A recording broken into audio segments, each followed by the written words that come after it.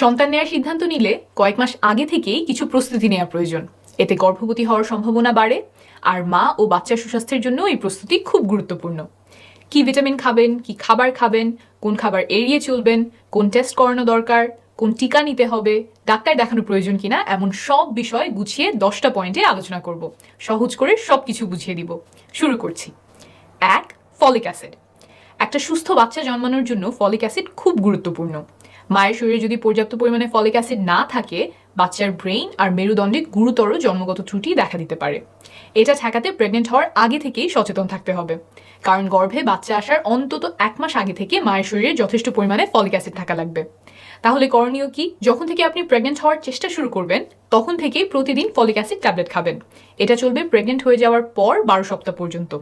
Pregnant হওয়ার আগে থেকে যদি আপনি ফলিক অ্যাসিড না খেয়ে থাকেন, তাহলে যখন জানবেন আপনার গর্ভে সন্তান এসেছে, সেই দিন থেকেই খাওয়া শুরু করবেন। ডোজ হবে 400 মাইক্রোগ্রাম।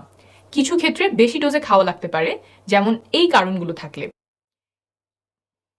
এগুলোর কোনোটা আপনার সাথে মিলে গেলে একজন ডাক্তারের সাথে পরামর্শ করবেন যে আপনার জন্য বেশি ডোজে ফলিক অ্যাসিড লাগবে কিনা। কিছু খাবারেও ফলিক অ্যাসিড আছে, যেমন পালং শাক, পাতাকপি ইত্যাদি, কিন্তু প্রেগন্যান্সির জন্য যতখানি ফলিক অ্যাসিড প্রয়োজন সেটা শুধুমাত্র খাবার থেকে নেওয়া মুশকিল, তাই আলাদা করে ফলিক অ্যাসিড ট্যাবলেট খাওয়া প্রয়োজন। 2. টিকা। আপনার যদি কোনো টিকা নেওয়া বাকি থাকে, সেগুলো এখন নেয়ার ব্যবস্থা করুন। তাহলে সেই রোগগুলো থেকে আপনি এবং আপনার অনাগত সন্তান সুরক্ষিত থাকবেন। এর মধ্যে বিশেষ গুরুত্বপূর্ণ হলো হেপাটাইটিস বি টিকা। কেন এই টিকা নিতে হবে?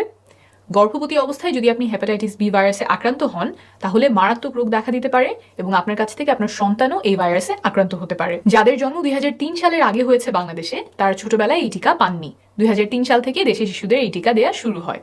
আমি নিজেও ছোটবেলায় হেপাটাইটিস বি টিকা পাইনি, বড় হয়ে দিয়েছি। টিকা নেওয়ার আগে একটা রক্ত পরীক্ষা করে দেখা হয় যে আপনি এই ভাইরাসে আক্রান্ত হয়েছিলেন কিনা। আক্রান্ত না হয়ে থাকলে 3 ডোজ টিকা দেওয়া হয়। পুরো কোর্স কমপ্লিট হতে কয়েক মাস সময় লাগে। তাই এই টিকা না দেওয়া থাকলে নেওয়ার ব্যবস্থা করুন। গর্ভবতী অবস্থায়ও এই টিকা নেওয়া যেতে পারে।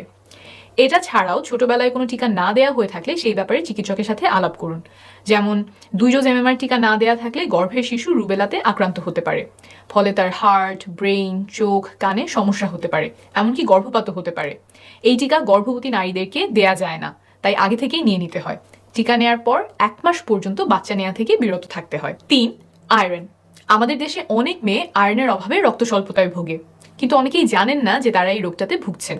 খাবারে পর্যাপ্ত পরিমাণে আয়রন না থাকা, মাসিকের সাথে রক্ত যাওয়া সহ বিভিন্ন কারণে আয়রনের অভাব হতে পারে।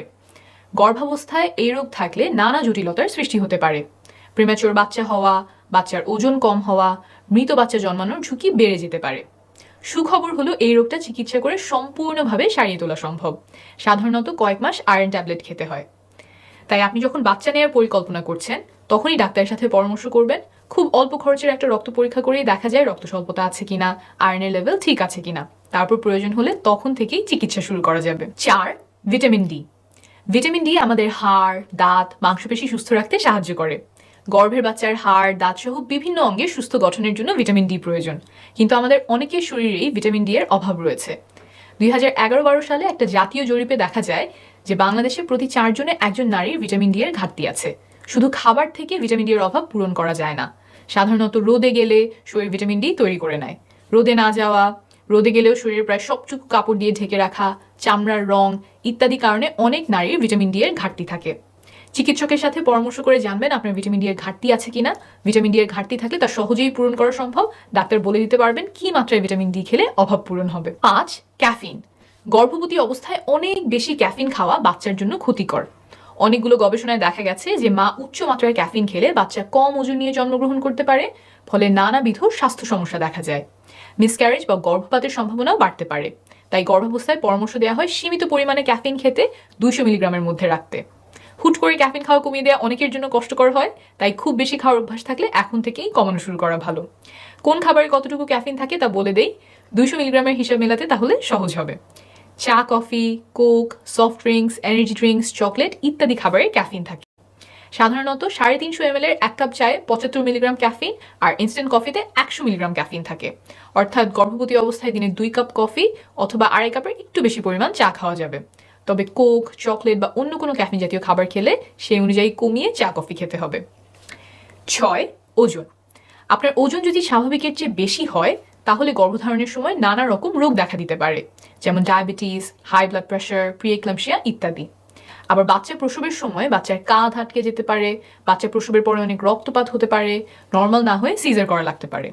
ওজন স্বাভাবিক থাকলেও এই সমস্যাগুলো দেখা দিতে পারে, কিন্তু ওজন বেশি হলে ক্ষেত্রভেদে এগুলোর সম্ভাবনা 2 গুণ, 3 গুণ, 4 গুণ বেড়ে যায়। আবার ওজন যদি স্বাভাবিকের চেয়ে কম হয় তখনও কিছু সমস্যা দেখা দিতে পারে, যেমন বাচ্চা প্রিম্যাচিউর হতে পারে, অর্থাৎ সময়ের অনেক আগেই প্রসব হতে পারে, বাচ্চার ওজন কম হতে পারে। তাই গর্ভধারণের আগে মায়ের স্বাভাবিক ওজন থাকা খুব গুরুত্বপূর্ণ, কমও না বেশিও না। যখন আপনি বাচ্চা নেওয়ার পরিকল্পনা করছেন, আপনার ওজন মেপে দেখবেন স্বাভাবিক আছে কিনা। এটা বোঝার জন্য সাধারণত আমরা দেখি উচ্চতা অনুযায়ী আপনার ওজন ঠিক আছে কিনা। এই মাপকে বলা হয় বডি ম্যাস ইন্ডেক্স বা বিএমআই। এই হিসাব কিভাবে করতে হয় তা যদি আপনার অজানা থাকে তাহলে অনুগ্রহ করে কমেন্টে আপনার উচ্চতার ওজন লিখে দিবেন। কিছুদিনের মধ্যে রিপ্লাই করে জানিয়ে দেওয়ার চেষ্টা করবো আপনার ওজন স্বাভাবিক মাত্রায় রয়েছে কিনা। ওজন যদি স্বাভাবিকের চেয়ে কম বা বেশি হয় তাহলে সেই অনুযায়ী পদক্ষেপ নেবেন। আর একটা কথা মনে রাখবেন, যদিও অতিরিক্ত ওজন নিয়ে গর্ভধারণ করলে ঝুঁকি বেশি, কোনোভাবেই গর্ভবতী অবস্থায় ওজন কমানোর চেষ্টা করা যাবে না। 7. স্বাস্থ্যকর খাবার। আমাদের প্রত্যেকের সবসময় স্বাস্থ্যকর খাবার খাওয়া উচিত, তবে আপনি যখন বাচ্চা নেবেন বলে ঠিক করেছেন তখন স্বাস্থ্যকর খাদ্যাভ্যাস গড়ে তোলা খুবই গুরুত্বপূর্ণ। খাওয়ার সময় দেখা যায় আমরা ভাতটাই বেশি খাই, প্লেট ভর্তি করে ভাত নিয়ে সাথে অল্প তরকারি নেই, কিন্তু এভাবে খেলে শরীরের যা পুষ্টি দরকার তা পূরণ হয় না। তাহলে কি করতে পারেন? প্লেটে আগে ভাত না নিয়ে আগে বেশি করে সবজি নেবেন। চেষ্টা করবেন প্লেটের অর্ধেক শাকসবজি আর ফলমূল দিয়ে পূরণ করতে। খাওয়ার সময় অবশ্য আমরা সাধারণত প্লেটে ফল নেই না, খাওয়ার আগে বা পরে বা নাস্তায় যে ফল খাবেন চিন্তা করবেন সেটুকু প্লেটে রাখলে সবজির সাথে ফল মিলে পেটের অর্ধেক ভরে যায় কিনা। তারপর প্লেটের 4 ভাগের 1 ভাগে নেবেন আমিষ জাতীয় খাবার, যেমন মাছ, মুরগির মাংস, ডাল ইত্যাদি। আর প্লেটের বাকি অংশে অর্থাৎ 4 ভাগের 1 ভাগে নেবেন ভাত বা রুটি। সাদা চাল সাদা আটার পরিবর্তে লাল চাল লাল আটা ব্যবহার করার চেষ্টা করবেন। অর্থাৎ ভাত দিয়ে তরকারি খাওয়ার বদলে আপনি তরকারি দিয়ে ভাত খাবেন। অল্প ভাতের সাথে বেশি তরকারি খেতে চাইলে তরকারিতে একটু কম মশলা লবণ দিতে হয়। এভাবে খাওয়া শুরু করলে আপনি আপনার মুখের স্বাদ অনুযায়ী রান্না অ্যাডজাস্ট করে নিতে পারবেন। কিছু খাবার এড়িয়ে চলার চেষ্টা করবেন, যেমন highly processed food, fast food, যেসব খাবারে অতিরিক্ত পরিমাণে তেল, চর্বি, চিনি, লবণ দেওয়া আছে। বাসায় রান্না করা খাবারে আমরা যেই পরিমাণে লবণ, চিনি বা তেল দেই, অনেক প্রক্রিয়াজাত খাবারে তার চেয়ে কয়েক গুণ বেশি পরিমাণে দেওয়া হয় সুস্বাদু করবার জন্য। তাই বাইরে থেকে কিছু কিনে খাওয়ার আগে এগুলো দেখে নেওয়ার চেষ্টা করবেন। মোট কথা, যখন আপনি বাচ্চা নেওয়ার পরিকল্পনা করছেন একটা ব্যালেন্স ডায়েট বা সুষম খাবার খাওয়ার চেষ্টা করবেন। গর্ভধারণের পরে খাবারের কিছু বিধিনিষেধ আছে, যেমন কলিজা খেতে আমরা মানা করি কারণ এতে ভিটামিন এ থাকে যা বাচ্চার জন্য ক্ষতিকারক হতে পারে। গর্ভধারণের পরের এইসব বিধিনিষেধ নিয়ে আমি আলাদা একটা ভিডিও করার চেষ্টা করব। 8. শরীর চর্চা। গর্ভধারণ, বাচ্চা প্রসব একটা লম্বা জার্নি। এই ধকলের জন্য শরীরকে প্রস্তুত করতে পারেন ব্যায়াম করার মাধ্যমে। এটার অনেকগুলো সুবিধা আছে। প্রেগনেন্ট হওয়ার সম্ভাবনাকে বাড়িয়ে দিতে পারে, গর্ভাবস্থায় বিভিন্ন রোগ যেমন প্রিএক্লেমশিয়া, জেস্টেশনাল ডায়াবেটিস হওয়ার ঝুঁকি কমাতে পারে। আবার এই সময়টাতে অনেকেরই মন খারাপ লাগে, অস্থির লাগতে থাকে, টেনশন কমাতে, মন ভালো করতেও সাহায্য করতে পারে ব্যায়াম। 9. ধূমপান। নারী পুরুষ উভয়েরই বাচ্চা জন্মদানের ক্ষমতার উপর বিরূপ প্রভাব ফেলতে পারে ধূমপান। গর্ভবতী মায়ের আশেপাশে যদি কেউ ধূমপান করে তাহলে জন্মের সময় বাচ্চার ওজন কম হওয়ার সম্ভাবনা বেড়ে যায় 20%। তাই পরিবারে কেউ যদি ধূমপান করে সেটা এখন বন্ধ করতে হবে। ধূমপান কিভাবে ত্যাগ করবেন সেটা নিয়ে আমি আরেকটা ভিডিও করেছি, উপরে আর নিচে ক্যাপশনে লিঙ্ক দিয়ে দিব, চাইলে দেখে নিতে পারেন। 10. রোগ নিয়ন্ত্রণ। গর্ভধারণের সময় কিছু রোগ থাকলে তা নিয়ন্ত্রণে আনা প্রয়োজন। তাই ভালো হয় একজন ডাক্তারের সাথে তখন পরামর্শ করে নেওয়া।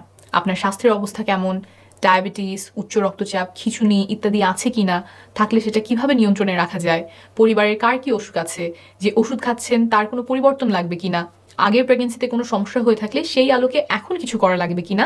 মোট কথা, সুস্থ প্রেগনেন্সি এবং সুস্থ বাচ্চা জন্মদানে যা যা করা লাগবে সেই সম্বন্ধে আপনার পরিস্থিতি অনুযায়ী তিনি পরামর্শ দিবেন। কোনো কিছু নিয়ে যদি তিনি আলাপ না করেন বা কথার মধ্যে চলে না আসে তখন আপনি সেই ব্যাপারে জিজ্ঞেস করতে পারেন। গাইড হিসেবে আমি যে কথাগুলো বললাম সেগুলো মাথায় রাখবেন।